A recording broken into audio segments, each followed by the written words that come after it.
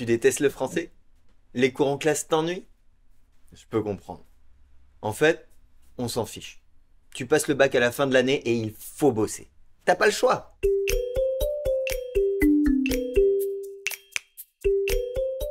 Bienvenue chez Monsieur le Professeur, un site qui propose des cours particuliers en ligne avec de vrais professeurs, agrégés, compétents et passionnés. Tarifs subventionnés. C'est en t'exerçant avec leurs conseils que tu pourras vraiment progresser. Je vais te montrer comment réussir l'introduction de ton commentaire de texte. En effet, après avoir bien annoté et analysé le texte, et après avoir reporté au brouillon toutes tes idées en imaginant différentes parties d'analyse, tu peux maintenant te lancer dans l'introduction. L'introduction suit des étapes très précises. L'objectif est de rassurer ton correcteur et lui montrer que tu as une approche rigoureuse et méthodique. Comme pour la dissertation, il est bon de pré-rédiger son introduction et de bien réfléchir à toutes les étapes nécessaires avant de les retranscrire au propre. Quelles sont ces étapes à respecter? En guise d'accroche, tu peux choisir de débuter ton commentaire en utilisant une référence artistique qui corresponde au texte en question, ou une information sur l'auteur si tu le connais. Encore mieux, si tu connais l'œuvre dont est extrait le texte, tu peux accrocher ton lecteur en mettant en contexte l'œuvre en présentant une autre partie de celle-ci. En guise d'accroche, tu peux choisir de débuter ton commentaire en utilisant une référence artistique qui corresponde au texte en question, ou une information sur l'auteur si tu le connais. Encore mieux, si tu connais l'œuvre dont est extrait le texte, tu peux accrocher ton lecteur en mettant en contexte l'œuvre, en présentant une autre partie de celle-ci, etc. C'est une étape facultative, mais qui peut être habile d'un point de vue rhétorique. Surtout, fais une accroche uniquement si tu es sûr de ton coup. Le but est d'introduire le thème et le problème du texte de manière subtile, tout en montrant que tu possèdes une certaine culture. Par exemple, si ton texte est une scène de Phèdre de Racine, tu peux procéder ainsi. Racine, dans ses tragédies, explique le thème de la passion amoureuse, douloureuse et toujours fatale pour les héros. Cette passion est interdite et les dieux ou la punissent ou la provoquent. Dans Phèdre, le personnage éponyme est dévoré par un amour interdit envers son beau-fils, Hippolyte, etc., etc., etc.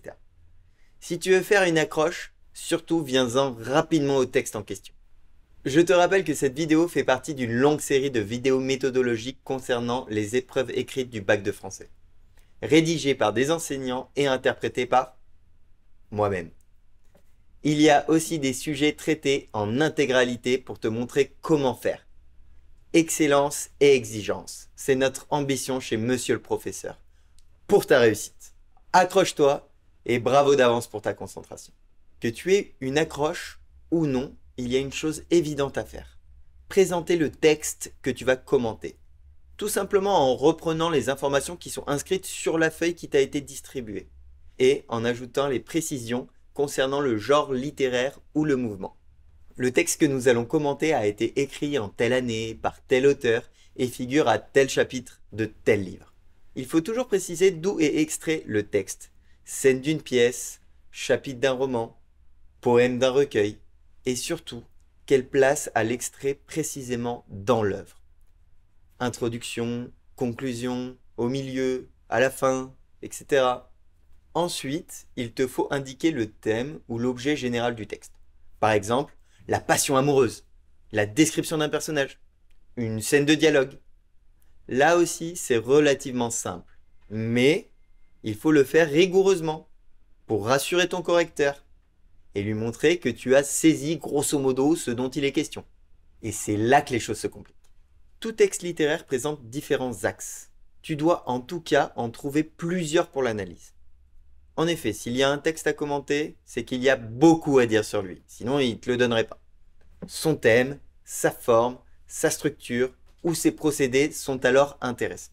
Ce qu'il faut que tu fasses, c'est donc indiquer clairement, par exemple, sous la forme d'une question, quel est l'enjeu du texte et ce qui en a fait sa particularité. Par exemple, ce peut être ce genre de question. Dans quelle mesure l'auteur rend-il compte d'un renouvellement des objets poétiques en sublimant une charogne? Dans quelle mesure la description de la pension Vauquer, CF Le Père Goriot, est-elle aussi une description de l'individu et de ses mœurs? Il y a donc forcément une particularité dans le texte à l'étude, et c'est à toi de le dire clairement.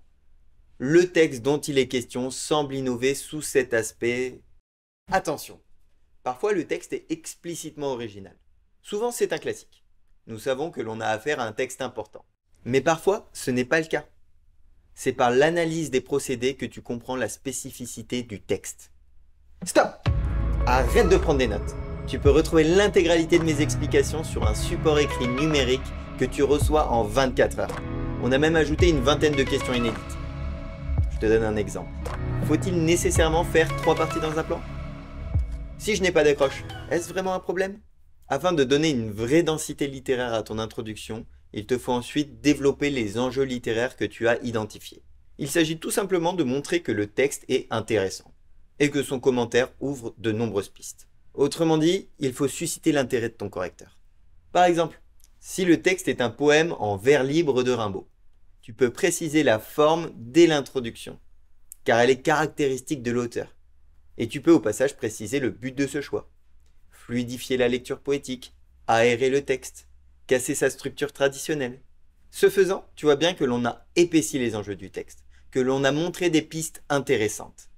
Ces éléments prouvent aussi tes connaissances et ta culture littéraire. Dans un autre paragraphe, toujours dans l'introduction, sans sauter de ligne donc, il te faut annoncer ton plan.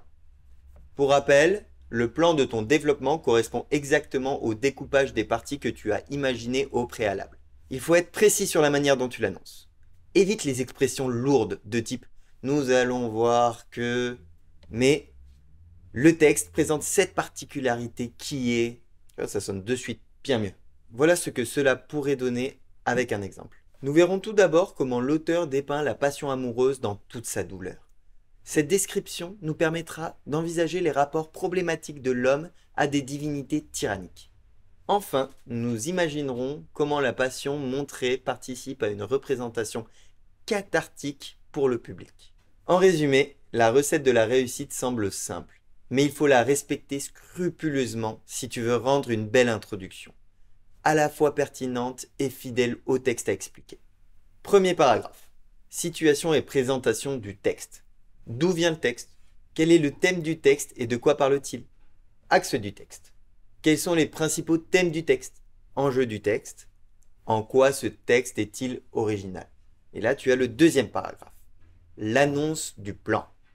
Surtout, ne t'abonne pas. Ne like pas, ne regarde pas les autres vidéos. Ça m'aidera beaucoup et ça me fera super plaisir. Figure de style? Ça s'appelle une antiphrase.